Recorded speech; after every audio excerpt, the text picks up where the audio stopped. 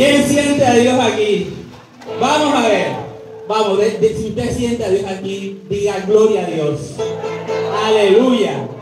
Prepare su corazón para que la palabra que se va a venir en esta mañana transforme su vida. Es una palabra que viene del tercer cielo. Y a su nombre.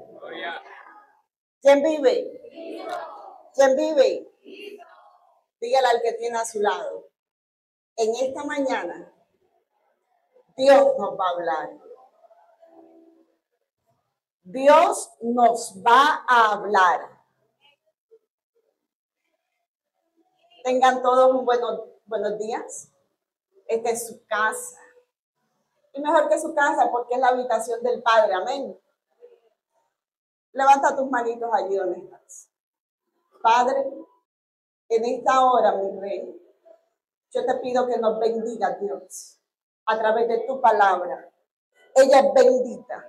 La suma de toda ella es verdad.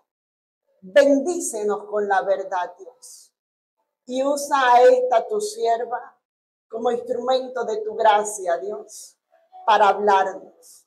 Escóndeme, Señor, en la hendidura de tu piedra, en la hendidura de la roca, y pon tu mano delante de mí, Dios, para que sea tu gracia y tu poder manifestándose en esta hora. Amén. Vamos a leer una porción de la Escritura para que todos podamos tomar asiento.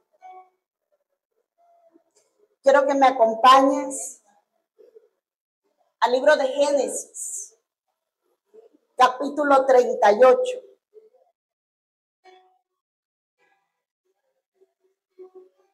Versículo 12.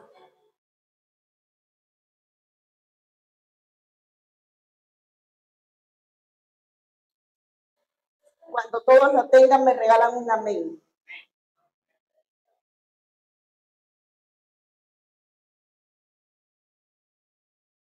Pasaron muchos días. Leemos la palabra en el nombre del Padre, del Hijo, y bajo dirección y autoridad del Espíritu Santo. Amén. Pasaron muchos días y murió la hija de Súa, mujer de Judá. ¿Mujer de quién? Ese nombrecito usted hoy se lo va a grabar. Mujer de Judá. Después Judá se consoló y subía a los trasquiladores de sus ovejas, a Timna, él y su amigo Hirá, el adulamita. Padre, gracias por tu palabra. En el nombre de Jesús, amén. Puede tomar asiento. El viernes, el Señor nos permitió compartir un servicio especial de mujeres, ¿cierto? Y el viernes hablábamos de varias historias, pero entre esas, una historia que hizo una irrupción, que entró con violencia. Vea, esto es importante. Esta historia entró con violencia, se metió violentamente en medio de una historia extraordinaria, de la historia de un hombre llamado José. Y es tremendo porque José es tipología de Cristo en el Antiguo Testamento. ¿Cómo así, pastor? Así. José era un hombre que tenía muchas características de las que luego vamos a ver en Cristo, en el Dios hecho carne. Así que cuando empezamos a leer la historia de José, uno queda fascinado, uno queda impactado, uno dice, wow, qué chévere. Pero de repente, cuando está en la parte más emocionante, oye, lo acaban de vender, lo acaban de meter en la cisterna, lo acaban de entregar a los que venden esclavos a Egipto, y uno dice, ¿qué irá a pasar? ¿Qué irá a pasar? O sea, usted se mete en la película y usted dice, wow, ¿qué irá a pasar? ¿Qué irá a pasar? Y se metió una historia que usted dice, no tiene nada que ver una cosa con la otra. Esta historia entró violentamente. ¿Qué tenía que ver Judá y Tamar? Sí tenía sentido cuando terminamos de leer la historia. Pero El viernes hablábamos de Tamar, ¿cierto? Nos centrábamos mucho en Tamar. Y hablábamos de que hay mujeres que van a hacer historia, que van a interrumpirle la historia a muchos más para que de ellas se hable. Bueno, yo creo que hay hombres que van a hacer historia como lo hizo Judá, que se van a meter en medio de la historia de otros para que se hable de ellos. Los hijos de Dios, las mujeres de Dios, somos hombres y mujeres que marcamos historia. De nosotros se tiene que hablar. Dile al que tienes a tu lado. De ti tienen que hablar tus hijos, tienen que hablar tus nietos, tienen que hablar tus bisnietos, tienen que hablar tus tataranietos. Las generaciones tienen que hablar del legado que tú vas a dejar. Un hombre y una mujer de Dios siempre, siempre, siempre tienen que enfocarse en el legado que le van a dejar a sus generaciones. Somos hombres y mujeres con visión del reino. Así que Judá, cuando entra violentamente en la historia de José, es para resaltar algo. Y yo quiero que hoy desglosemos algo que pasó con Judá. Mire, Judá, iniciamos leyendo de que había enviudado. ¿Qué le había pasado a Judá? Había enviudado. Judá era el padre de 3 hijos. Su primer hijo había muerto. Para los que de pronto no vinieron el viernes, voy a contar rapidito. Tenía 3 hijos. El primer hijo se había casado con una mujer llamada Tamar. Tamar, casada con él, tiene relaciones sexuales, pero todavía no ha concebido. ¿Por qué no concibió? Porque el hombre hizo lo malo y Dios lo mató. Dile al que tienes a tu lado, aunque cueste, el que hace lo malo, Dios lo corta. Ay, pastora, a usted sí le gusta hablar de muerte. No. Es que tenemos que ser claros. El hombre hizo lo malo, a Dios no le agradó y Dios lo mató. Tamar queda viuda. Se vuelve a casar. Le correspondía casarse con el siguiente hijo, porque esa era la ley del momento, que tocaba la viuda buscar un pariente, y el pariente más cercano era el siguiente hijo de Judá. Así que se vuelve a casar con este hijo llamado Nan. El hombre no quería darle hijo a Tamar. Diana, ¿sabes por qué no le quería dar hijo? Porque el hijo que él tuviera con Tamar no le iba a ser contado a él como descendiente. Le iba a ser contado al hermano que ya había muerto. Y él dijo, yo no le quiero dar herencia a mi hermano. No. Así que empezó a hacer trampa. Cuando tenía intimidad con la mujer, vertía en tierra, echaba la semilla fuera. A Dios esto le desagradó. Así que como le desagradó, también le quitó la vida. Tenía un hijo menor, el menor de Judá. Eran 3, solo 3. Ya Tamar llevaba 2 matrimonios.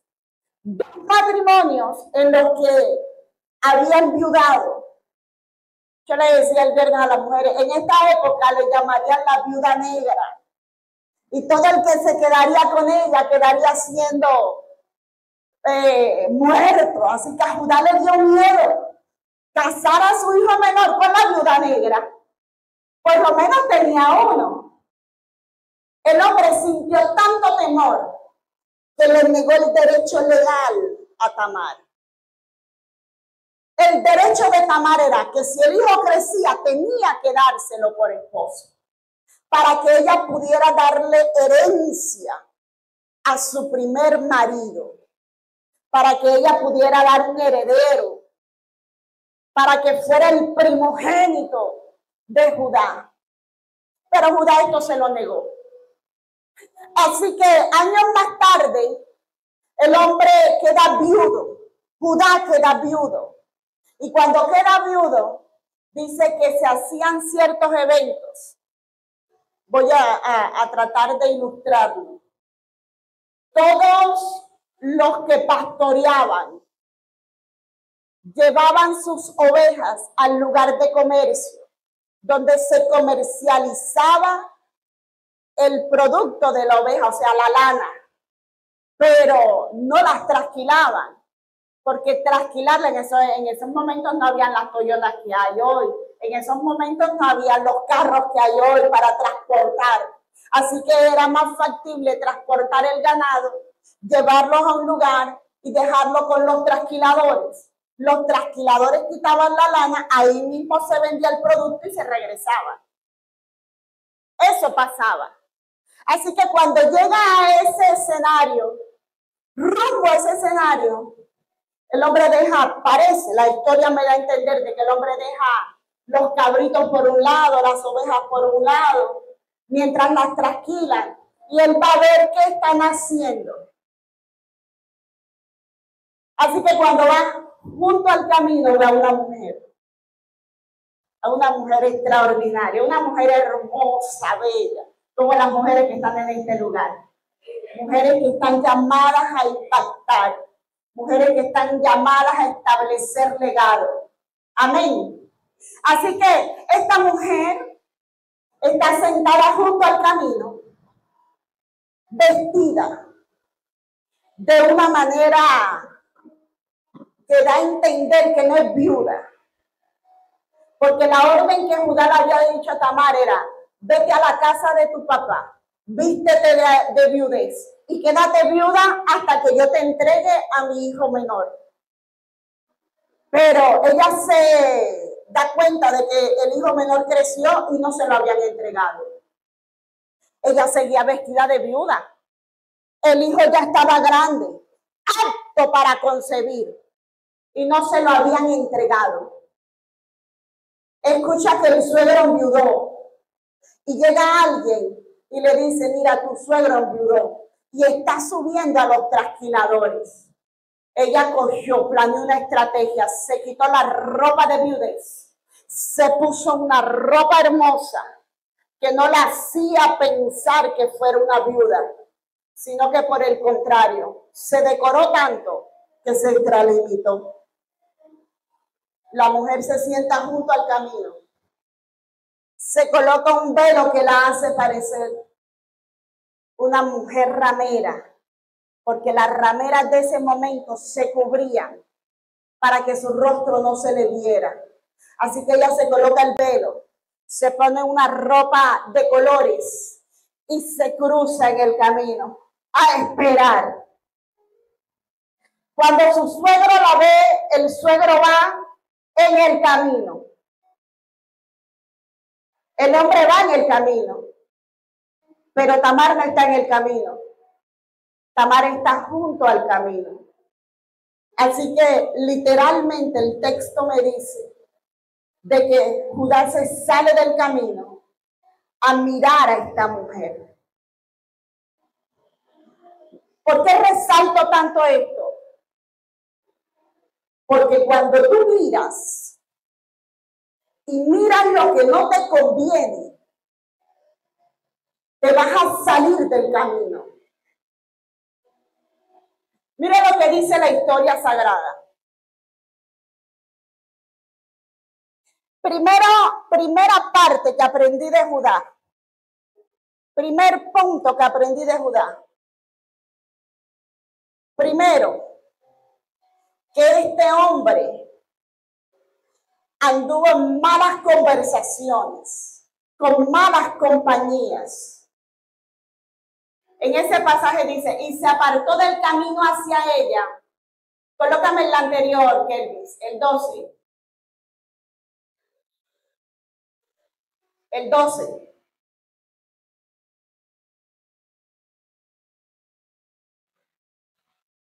Dice, pasó el tiempo y murió la esposa de Judá, la hija de Súa, Cuando Judá dejó de guardar luto, fue al pueblo de Timna, donde estaban los que trasquilaban sus ovejas, y su amigo Hirá el adulamita le acompañó.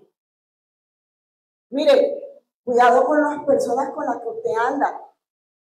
Y la que tienes a tu lado, ¿con quién te estás juntando? Esos que dicen, ay, que tú eres mi amigo, por cuanto tú eres mi amigo, yo te voy a acompañar a hacer lo malo, por cuanto tú eres mi amigo, pero mira, esa mujer cómo está de buena. Oye, tú eres casado. Tú eres casado. Tú no puedes llamar amigo a alguien que te está induciendo a pecar. Pastora, pero es que ya él era viudo, ¿sí? ¿Y por qué era viudo? Tenía que ir a acostarse con una ramera. Él era un patriarca. Él podía tomar otra esposa y darle legalidad al matrimonio. Pero no encontraba fácil, más práctico, menos responsabilidades, ir, desahogarse con una ramera que buscar una esposa legal. Él todavía podía tener una esposa si ya era viudo. ¿Qué le impedía buscar otra mujer?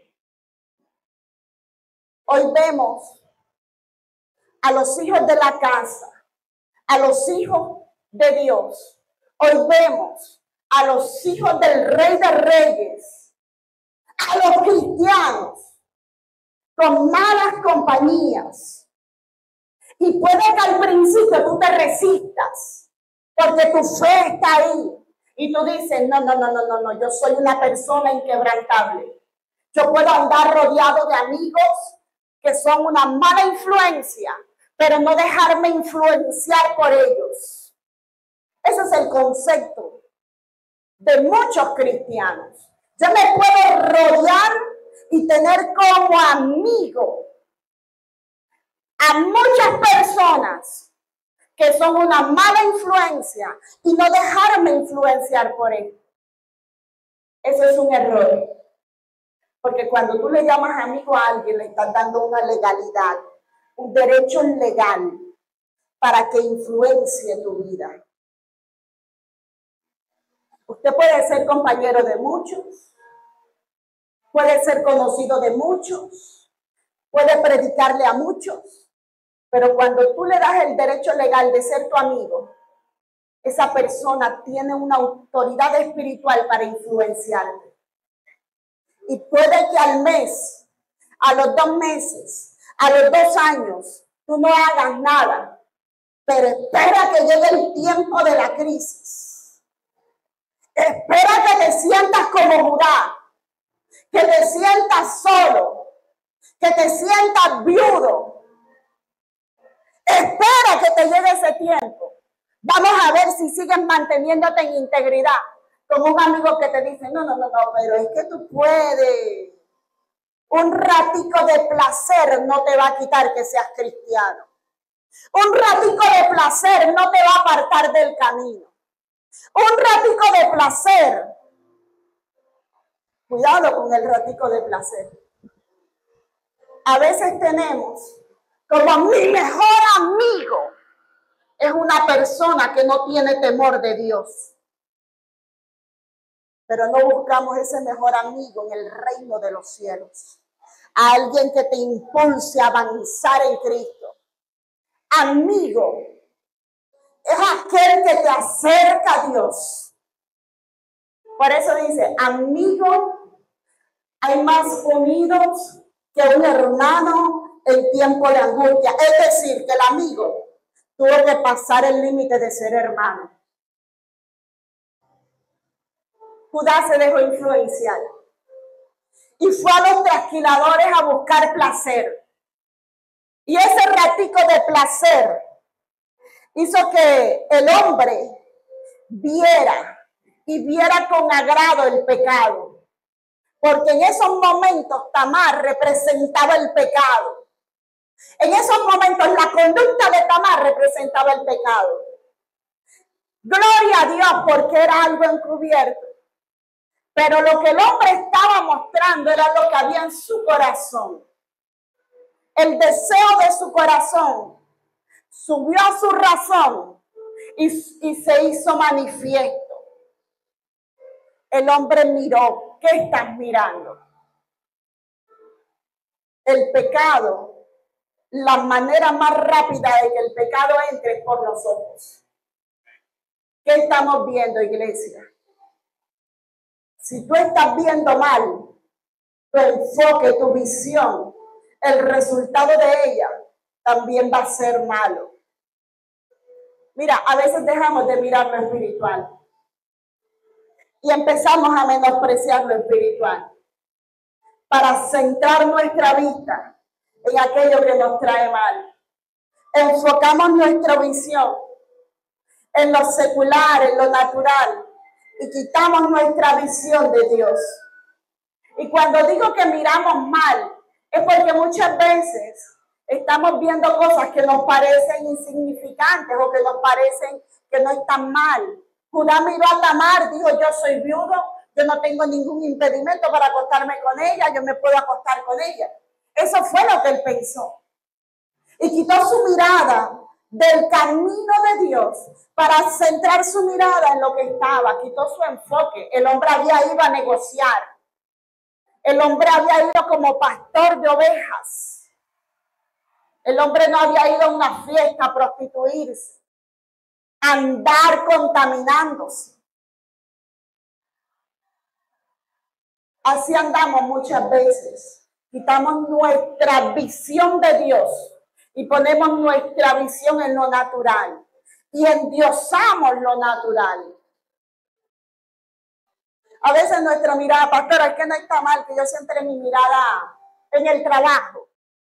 Si está mal, si el trabajo te está impidiendo que descanses, si el trabajo te está impidiendo que tengas una vida familiar, si el trabajo te está impidiendo que busques la comunión con Dios, que tengas comunión e intimidad con Dios. Tu visión cuando está puesta en el reino de los cielos, entonces tu visión va a poder tener un equilibrio con el resto de las actividades.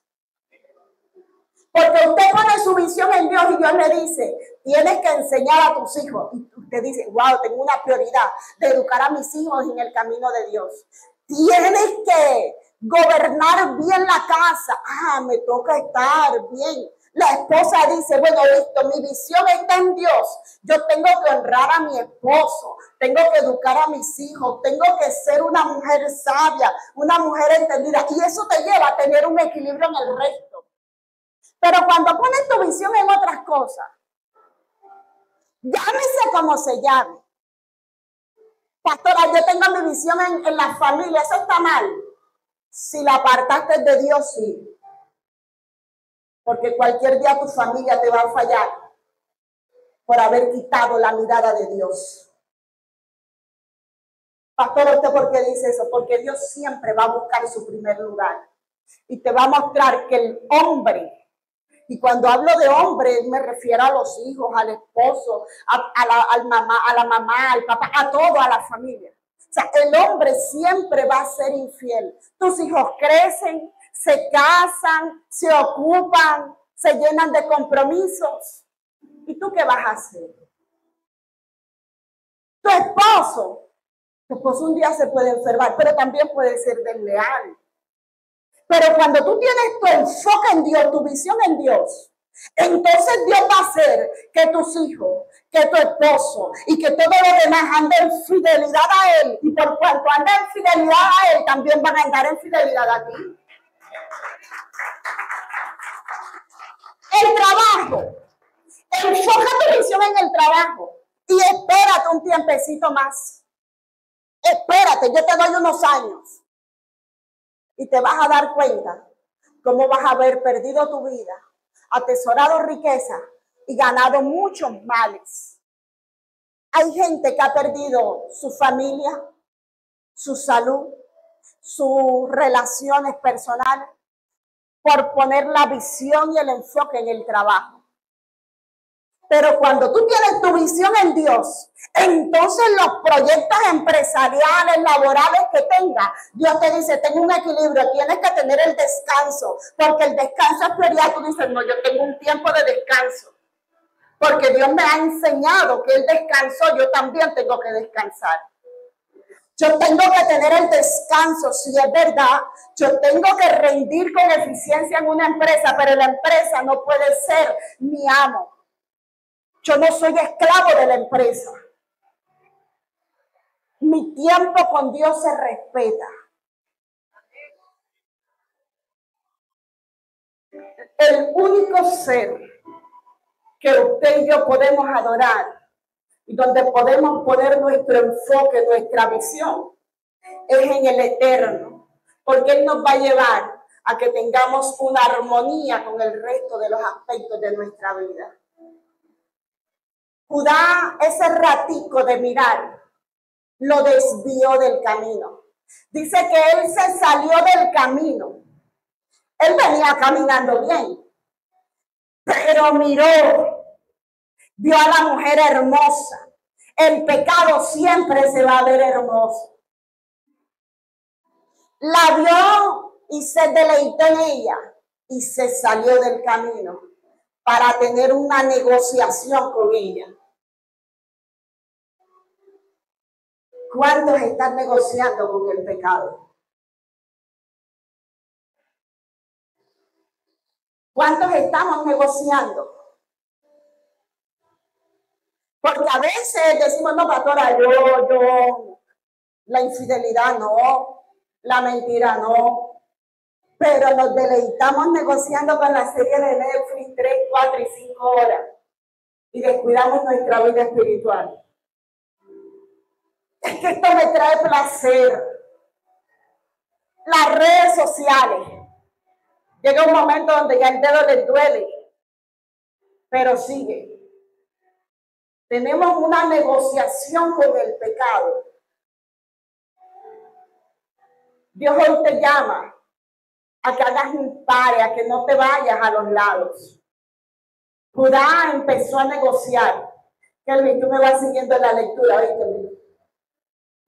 Judá empezó a negociar con Tamar, a decirle, ven acá, hagamos un negocio, está conmigo, acuéstate conmigo, yo te voy a dar un precio, yo te voy a dar un cabrito. ¿Cuál es el precio que le estás dando al pecado? Tu familia, tu esposa, tu matrimonio, tus hijos, tu salud. ¿Cuál es el precio que le estás dando al pecado? Porque el pecado siempre va a buscar que tú se lo pagues con algo. Con algo. Ella le dice, listo, ¿dónde está? Ay, que los cabritos nos están trasquilando. Espera que yo, vamos a estar tú y yo, y cuando venga de regreso te lo entrego. La mujer le dijo, no. Despréndete de algo. Estaban negociando. Despréndete de algo. El que es infiel se está desprendiendo de su matrimonio. El que ha idolatrado el trabajo se está desprendiendo de su salud, de su familia. El que ha idolatrado cualquier otra cosa menos su vida espiritual está debilitando su espíritu. Las consecuencias vienen después. Empezamos a tener raíz de amargura, empezamos a hablar mal, empezamos a ser maldicientes, a tener problemas en nuestra casa, con la sociedad, con el trabajo, con todo. Porque el pecado siempre te va a pedir una moneda de cambio, algo de garantía. Así que la mujer le dijo, ¿qué tienes para mí? Dame una garantía de que efectivamente vas a venir a buscarla. Ajá, ¿y tú qué quieres que yo te dé? Porque el pecado es pretencioso. Él pide lo que a él le interesa. Así que le dice, entonces Judá dijo, ¿qué prenda te daré? Ella respondió, tu sello, tu cordón, tu báculo que tienes en tu mano Y él se los dio y se llegó a ella y ella concibió de él. Usted sabe qué le estaba dando. El viernes yo le decía, dio 3 cosas, dio 3 prendas. Hablaba muy bien de Tamar por la estrategia que hizo. Pero hoy voy a hablar muy mal de Judá. Lo que el hombre estaba dando no era un ganchito por ahí. Lo que el hombre estaba entregando, Kelvin, no era una media. No era algo sin valor, algo que no costara. El hombre estaba entregando su sello. El sello en esa época tipifica identidad. Pastora, ¿cómo así? Sí. El sello podía ser un anillo o podía ser algo que se colgaba o algo que se colgaba en el cuello, que se colgaba como si fuera un DJ o que se colgaba en el cinturón. El sello era algo que representaba la identidad de una persona, que decía, este fulano de tal, hijo de sultano de tal, de la tribu de tal lugar. Era la identidad. Vemos el sello con José, en la historia de José. Cuando el faraón le dice a José, bueno, sola con este sello, y le puso un anillo, ¿cierto? Le pone un anillo que le va a garantizar la identidad. Allí vemos el sello, pero también lo vemos para las mujeres que de pronto leen un poquito más a las mujeres. Vemos con Esther. En medio del problema, el rey le dice a Esther, aquí tienes mi anillo para que selles el decreto del rey. Porque donde este anillo se pone, ese edicto o ese decreto va a tener el sello, la firma del rey. El anillo, el sello tipificaba la firma. Cuando usted llena un documento, usted coloca el número de identidad, pero también coloca su firma. Y con esa firma usted está diciendo, este es fulano de tal, quien está diciendo que efectivamente firmó ese documento. Así que el hombre se desprendió de su identidad. Dile al que tienes a tu lado, cuidado con el pecado, porque el pecado le quita la identidad. El pecado te hace ver que tú no eres hijo, porque la identidad decía que Judá era el cuarto de los hijos de Jacob, que Judá era el rey, el jefe, la máxima autoridad de la tribu de Judá, era el patriarca de Judá, de una tribu, que Judá era parte del pueblo de Israel, heredero de promesas. O sea, el hombre no estaba dando nadita, el hombre estaba dando algo importante, algo de mucho valor, de mucho significado, tanto para el pueblo como comercial. El hombre entregó el cordón. El cordón para los sacerdotes. Más adelante, cuando vemos a Moisés, Dios le dice a Moisés, hazle cordón. En la vestidura sacerdotal había un cordón. Cuando alguien veía, como las túnicas eran muy similares, tenían que tener ciertos detalles para identificar qué rango ocupaban dentro de la sociedad. Así que cuando eso, distinción, era para distinguir qué rango ocupaban. Así que los patriarcas, los jefes de familia, también tenían una distinción. Y el hombre estaba entregando esto que lo distinguía. El cinto era especial. Este cinto tenía una característica que decía, él es hijo de Jacob. Pero no solo eso, es príncipe. Es príncipe del pueblo de Israel. Es una persona que está en dignidad, que está en eminencia. Así que el hombre se quitó su cordón, que lo identificaba como príncipe. ¿Usted me está entendiendo? el hombre entregó como moneda de cambio su dignidad. El hombre entregó su dignidad. Oye, ya había dado su identidad. Ahora estaba dando lo que lo dignificaba. De pronto usted dirá, era un título, más o menos así. Más o menos. En la época de la nobleza, la dignidad la daban los títulos. El que era rey, el que era un duque, un marqués. Entonces, igual era acá.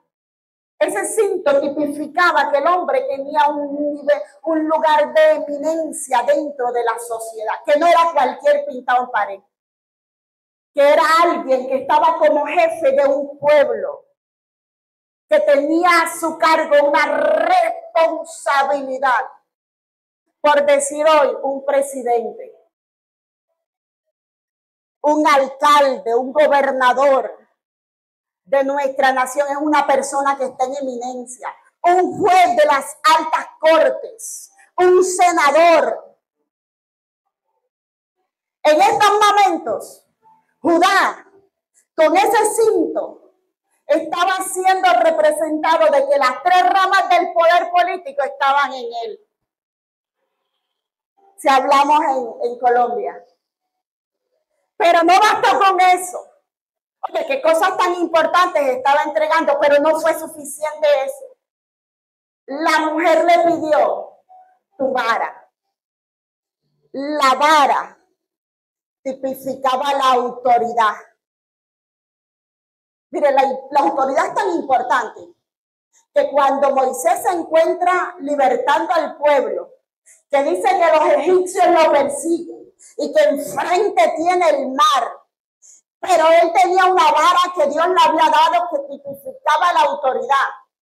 Cuando él va a orar a Dios y le dice, Señor, ¿qué hago? Me vienen persiguiendo acá, está el mar acá, ¿para qué nos traíste? Para morir aquí, Dios. Yo me imagino esa oración desesperada de Moisés, una oración rápida pero llena de angustia. Y la respuesta de Dios, ¿cuál es? Extiende tu vara, es decir, extiende tu autoridad, que solamente basta con que tú la extiendas y el resto de la creación te va a obedecer.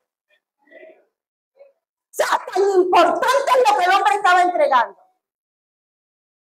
Él estaba dándole a una ramera. Oye, gloria a Dios que era Tamar. Pero ¿y si no hubiese sido Tamar, sino cualquiera? Le estaba entregando el poder, la autoridad, el gobierno de su tribu.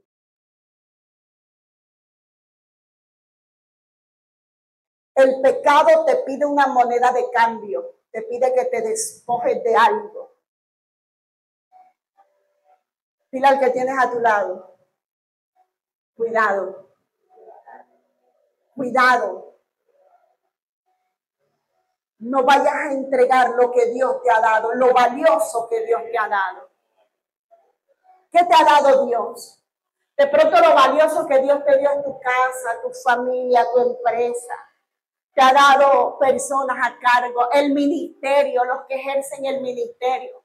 Te ha dado la dignidad de ser pastor, de ser maestro, de ser evangelista, de ocupar un lugar de honra, de ser un diácono, de ser un líder, de ser un intercesor. Te ha dado la identidad de hijo, de ser el hijo de Dios. A veces menospreciamos esto. Yo soy hijo de Dios, pero menosprecio esto para dárselo como moneda de cambio al pecado. Por un ratico de placer, es que nadie me está viendo. Junto al camino nadie me está viendo, ni se van a dar cuenta. Yo no estoy haciendo nada malo, yo no estoy casado, Cuidado con eso. Pero es que esto es una transacción acá, el testimonio se te está dañando. Tres cosas importantes entregó Judá. Pero ¿saben qué es lo más triste? Lo que pasa a continuación. Versículo siguiente. Luego se levantó y se fue y se quitó el velo de sobre sí y se vistió las ropas de su viudez. Está hablando de Tamar. Y Judá envió el cabrito de las cabras por medio de su amigo el adulamita. Vea, ¿dónde está el amigo? Para que éste recibiese la prenda de la mujer. Pero no la halló. Preguntó a los hombres de aquel lugar diciendo, ¿dónde está la ramera de Enaim junto al camino? Y ellos le dijeron, no ha estado aquí ramera alguna. Entonces él se volvió a Judá y dijo, no la he hallado. Y también los hombres del lugar dijeron, aquí no ha estado ramera. Y Judá dijo, tómeselo para sí, para que no seamos menospreciados. He aquí, yo he enviado este cabrito y tú no la hallaste. ¿Sabes qué estaba diciendo el hombre? No importa que ella se quede con eso. Se acaba de ver la importancia de los 3 utensilios, ¿cierto? Y el hombre, de las 3 prendas, y el hombre estaba diciendo, eso no importa que se quede con eso. ¿Sabe qué estaba haciendo, pastor? Lo mismo que hizo Esaú. Cuando dijo, dame un plato de lenteja porque voy a morir de hambre. Dame de ese guisado rojo. Y menospreció la primogenitura. Oye, este hombre estaba entregando la autoridad, la identidad. Estaba entregando su dignidad por un ratico de placer. Y tras de eso dice, no importa. Si le hubiera dado el valor, este hombre hubiera movilizado a todo su pueblo a buscar a esta mujer. Por todos lados la hubiera buscado. Porque cuando tú valoras lo que Dios te da, tú lo buscas y lo buscas con desespero. Cuando tú valoras lo que Dios te ha dado y lo llegas a perder por un instante, porque pastor, todos podemos pecar en algún momento, todos podemos tropezar, todos podemos caernos, claro que sí. Pero si te caíste, te tropezaste, tú tienes que arrepentirte. Y cuando tú te arrepientes, tú buscas con desesperación lo valioso que Dios te ha dado. Oye, si un día estabas ministrando, estabas profetizando, estabas orando por los enfermos y los enfermos se sanaban, y al otro día te descuidaste, caíste, resbalaste, y ya sientes que cuando regresas a Dios las cosas no son iguales. Tu espíritu debe tener el anhelo de tener esa misma manifestación que en el primer tiempo. Pero Judá no lo buscó, él dice que se quede con ella. Oye, que se quede con ella, para que no seamos menospreciados. O sea, a mí no me importa. El estado en el que estoy cómodo. Así estoy bien, Eva. Ya me deleité, me gocé, no importa. Si eso te está pasando en tu vida, cuidado con eso, porque es una voz de alarma. El Espíritu Santo te tiene, pero con foquitos, pero rojo, diciéndote cuidado, si no te está importando que el pecado te esté quitando la familia, que el pecado te esté quitando la intimidad con Dios, que el pecado te esté quitando la relación, que el pecado te esté quitando la manifestación del Espíritu y del poder de Dios. Si eso no te está importando, cuidado. Ten cuidado con eso.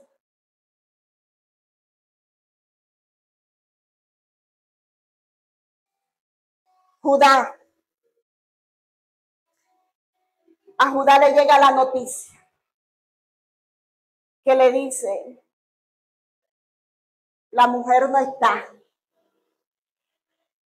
Y a él no le importó. ¿Sabes por qué? Porque el pecado ciega. Y ciega de tal manera que nubla el entendimiento. Cuando yo veo esto y lo comparo con lo que le pasó a David, yo digo, wow, Dios. Le pasó lo mismo que a David. David había pecado. ¿Por qué? Porque vio, también le pasó lo mismo. Judá vio, deseó y se salió del camino. David vio, deseó y mandó a buscar. Y siguió cegado porque mandó a matar. Y siguió cegado porque tuvo un hijo. El hijo nació, creció. La mujer estaba en palacio. Pero él creyó que todo lo que estaba haciendo estaba bien porque el pecado ciega. A Judá el pecado lo cegó, que nubló su entendimiento. Dile al que tienes a tu lado, es tiempo de que te revises, porque de pronto el pecado que estás cargando te ha cegado el entendimiento. Es que esto es para la iglesia. Esto es para la iglesia. A veces consentimos un pecado tanto que no lo vemos como malo. El más simple, 3, 4, 5 horas metido en el televisor. Todos los días, porque listo, de pronto un día tú compartiste en familia, y bueno, hoy vamos a hacer una tarde de película con los niños, vamos a reír, a debatir, a jugar, a molestar un rato para compartir, interactuar con ellos, y nos reímos de la película y comentamos y ponemos otra. ¿Cierto? Porque ese día apartamos ese espacio para estar en familia. Se lo dice alguien que le gusta la televisión. A mí me gusta la televisión. Y eso es como de herencia, porque a mis hermanos también. Pero que tú lo hagas un día por algo especial, no quiere decir que todos los días le vas a dedicar 4 o 5 horas a algo. Y el tiempo con Dios no va a superar ni los 5 ni los 10 minutos. Hay personas que su tiempo, o sea, usted sabe cuándo está idolatrando algo y cuándo ha descuidado a Dios. Y el más simple, el test más simple, pastor, que podemos hacer para saber si hemos descuidado a Dios, es cuando miramos nuestra semana y decimos, el lunes, ¿cuánto tiempo le dediqué a Dios? Pero el mayor tiempo se lo dediqué a esto. El martes, ¿cuánto tiempo le dediqué a Dios? Pero el mayor tiempo se lo dediqué a lo otro. El miércoles, el jueves, el viernes, el sábado, el domingo. Y cuando llegas a la conclusión de que en la semana no le dedicaste 2 horas, sumando toda la semana a Dios, usted tiene que revisarse y decir qué está ocupando la mayor carga de tu tiempo. Y de pronto usted me dice, pastora, el trabajo, porque el trabajo son 8 horas. Sí, pero en el trabajo uno a veces tiene unos espaciecitos y uno se escuchó una adoración, uno se escuchó una palabra, uno se leyó una palabra. Yo también he trabajado y uno tiene, de pronto se sentó con el otro cristiano y empezó a debatir, a conversar de Dios. Porque Dios da estrategias para hacerlo. Así que este hombre fue cegado su entendimiento. Él no vio que estaba haciendo lo malo, al igual que David. David planeó, conspiró, mató. Yo creo que la mayoría no sabemos la historia. ¿Por qué? Porque su entendimiento estaba cegado. Pero cuando Dios tiene propósito, cuando Dios tiene a alguien como hijo, Dios siempre le va a presentar. Dios siempre lo va a confrontar. Dios siempre lo va a corregir. Dile al que tienes a tu lado, Dios hoy te está disciplinando porque eres hijo. Ahora míralo bien de frente. Espérese un momentico. Míralo bien de frente y dile, no eres un bastardo. Eres hijo. Por eso Dios hoy te está corrigiendo, porque te ama. Así que Judá, désele fuerte.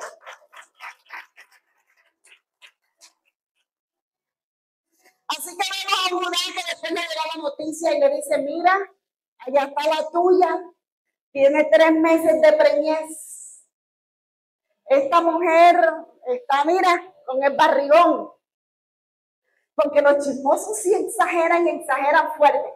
Y no se sabe el marido. ¿Quién sabe con cuánto se habrá costado? Imagínate, desde que murió el marido hasta ahora. Está listica.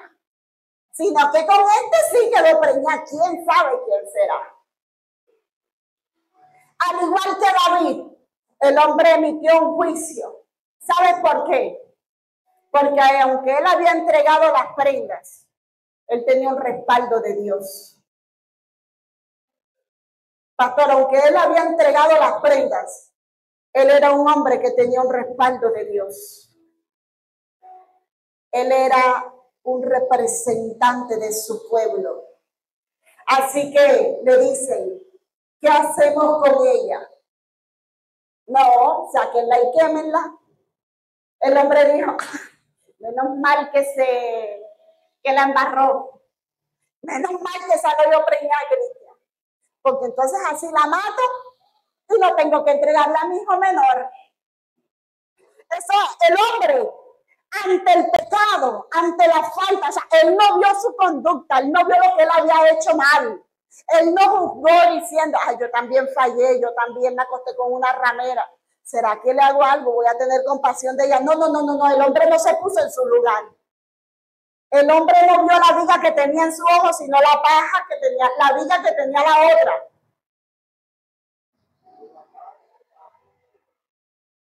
La paja de Tamar, él la vio como una viga.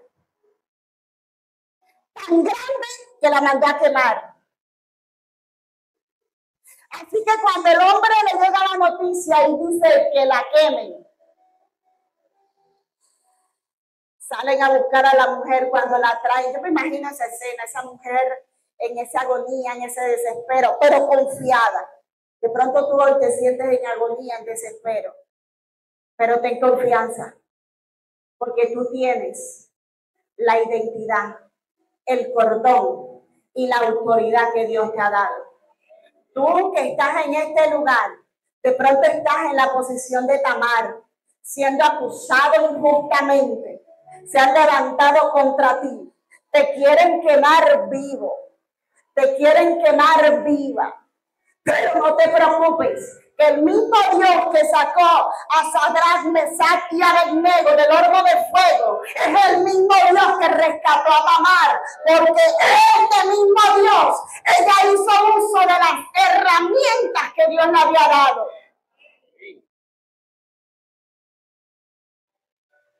Ella dice, díganle a Judá, díganle al patriarca que de quien son estos utensilios, que de quien son estas prendas, es el hijo que está gestándose en mi vientre.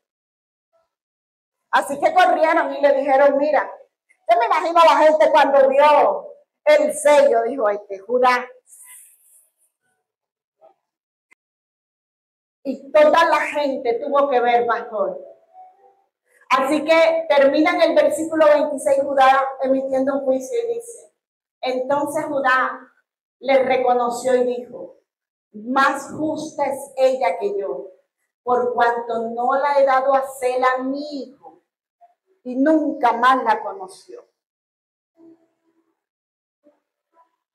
Más justa es ella que yo. De pronto tú te vas a encontrar a personas así.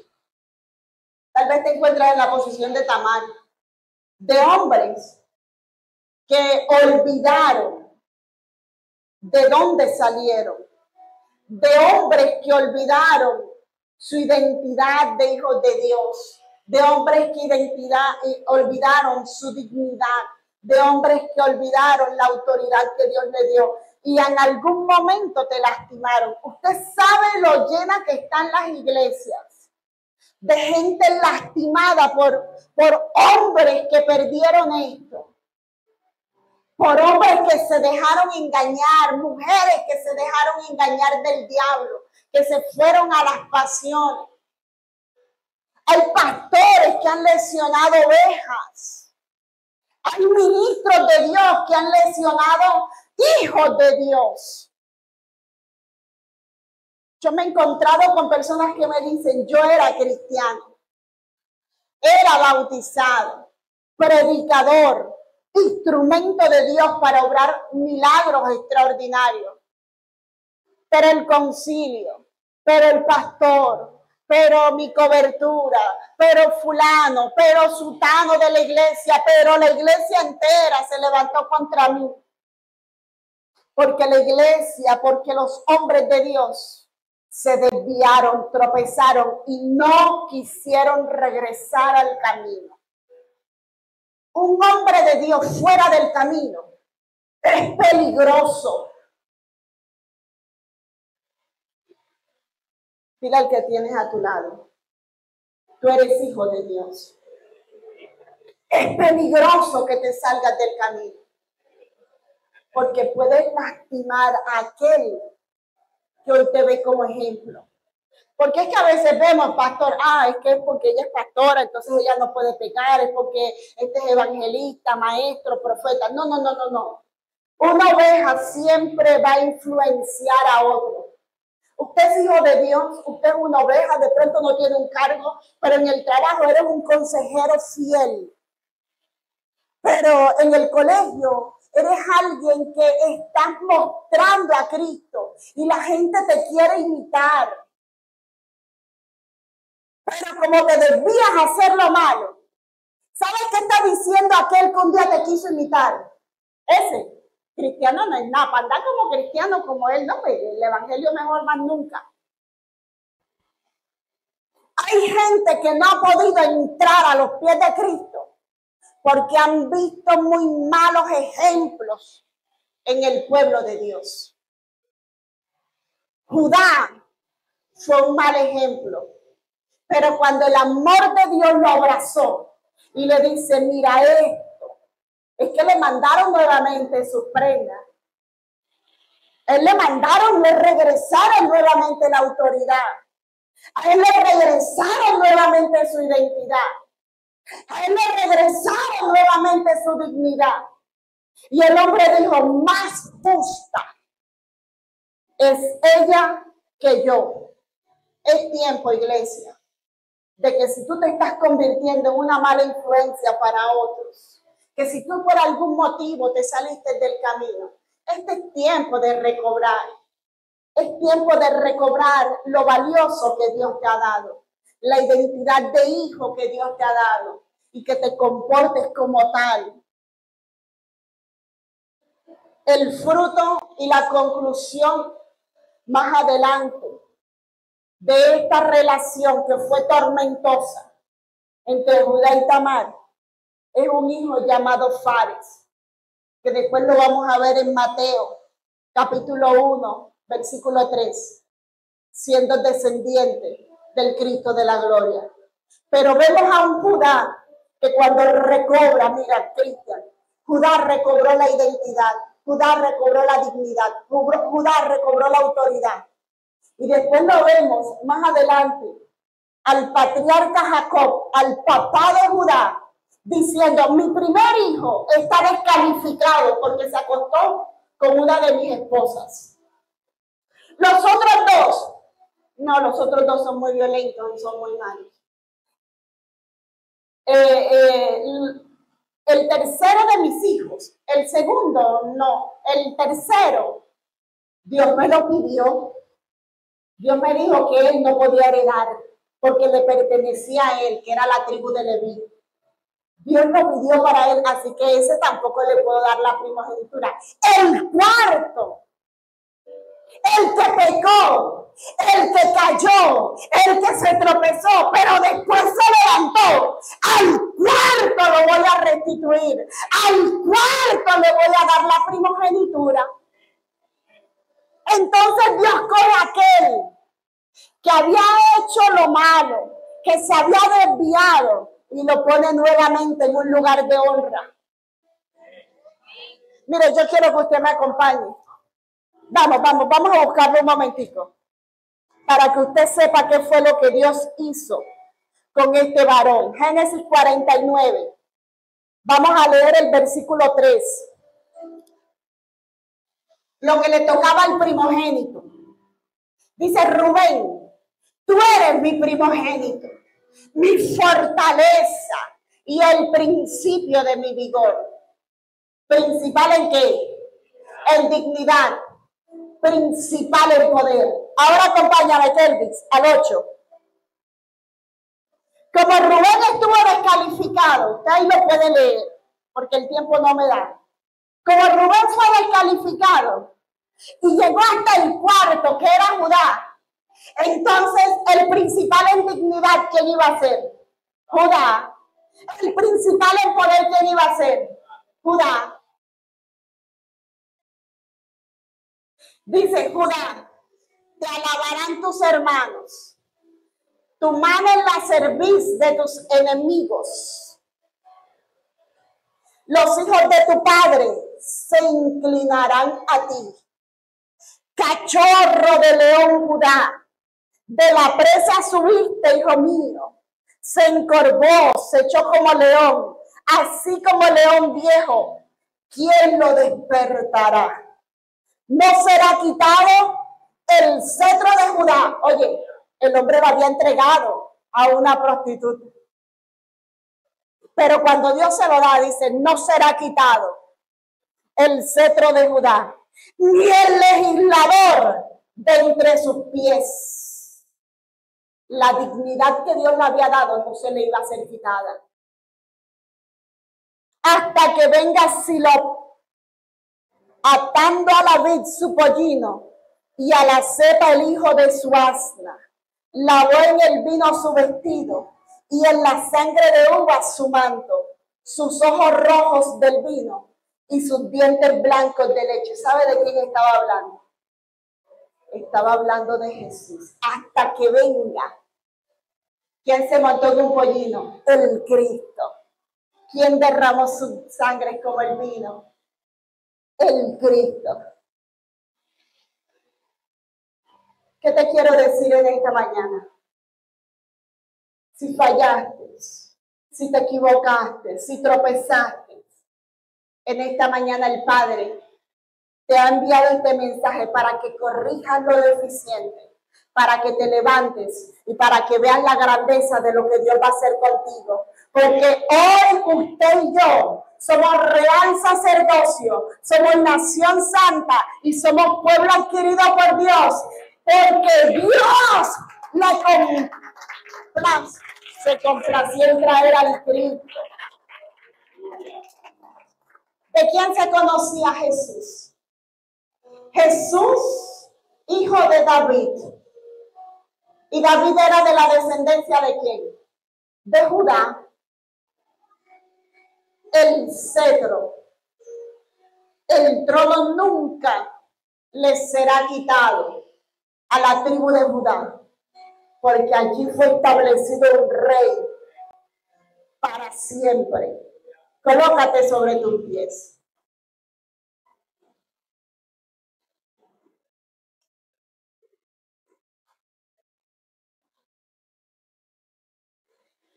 Hoy he cumplido. El viernes algunos me preguntaban y yo decía, si el pastor sigue enfermo, es posible que me toque predicar. Y vamos a terminar lo que pasó con Judá y Tamar. Mire, el pasaje que sigue, después del 38, es el capítulo 39. En el 39 vemos a un José manteniéndose en integridad. Esta historia está en medio para que podamos hacer un paralelo de un hombre de Dios que se pudo mantener en integridad para con Dios y de un hombre de Dios que no se mantuvo en integridad, pero que recapacitó. Usted y yo estamos llamados a mantenernos en integridad, como José. Pero si todavía dicen, no he sido tan fuerte como lo fue José, hoy Dios te está hablando de Judá para que recapacites, para que entres nuevamente al camino. Así que cierra tus ojitos allí donde estás y dile, Señor, papá, ayúdame a permanecer en integridad, para que cuando me vean a mí, Dios, estén viendo a Jesús, para que yo pueda ser embajador del reino de los cielos. Dios, para que aquel a quien le hable vea en mí la autoridad que tú has dado, vea en mí la dignidad de un hijo de Dios y vea la identidad de hijo representada en mí. Vamos, de pronto hoy pecaste, de pronto hoy fallaste, de pronto te desviaste del camino. De pronto tienes algo que te está seduciendo. Tal vez ni siquiera has pecado, has fallado, pero tienes malas relaciones, tienes personas que se acercan a ti y dicen, Señor, pero es que ha sido mi hijo, mi amigo de toda la vida. Dios, ¿cómo lo puedo desamparar? No se trata que lo desampare. Se trata de que tú seas amigo para él, pero él no puede ser amigo para ti. Acércalo a Cristo para que los lazos se fortalezcan. Acércalo a Cristo. Dile, Señor, vamos, preséntalo. Aquí hay personas que están siendo influenciadas. Presenta a esos que te están influenciando, que están bien desviados del camino. Dile, Señor, mira a mi amiga, mira a fulanita de tal, mira a sutanito de tal, Dios. Efectivamente, tengo un afecto en ellos. Guíalos, Señor, para que ellos te conozcan. Háblales, Señor, que ellos puedan ver en mí un amigo. Pero ahora, por personas, Dios, por personas que te busquen en espíritu y en verdad, para que se conviertan en esos amigos de pacto, para que se conviertan en esos amigos que me influencian. Si te sientes débil, si sientes que no puedes con algo, que hay algo que te está seduciendo, preséntaselo. Señor, esto me está apartando la visión de ti.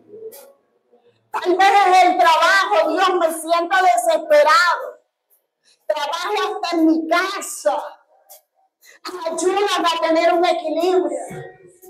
Ábreme las puertas, Dios, para cambiar de empleo. Si es necesario que esto pase. Promuéveme, Señor. Ponme como cabeza. Y nunca como cola, Dios. Que yo pueda ser príncipe. Y que pueda mostrarme como el Hijo de Dios, como una persona de autoridad. Señor, rindo todos mis vicios. Vamos, presenta todos tus vicios. Hoy los rindo, Señor. Todo lo que está robando mi identidad.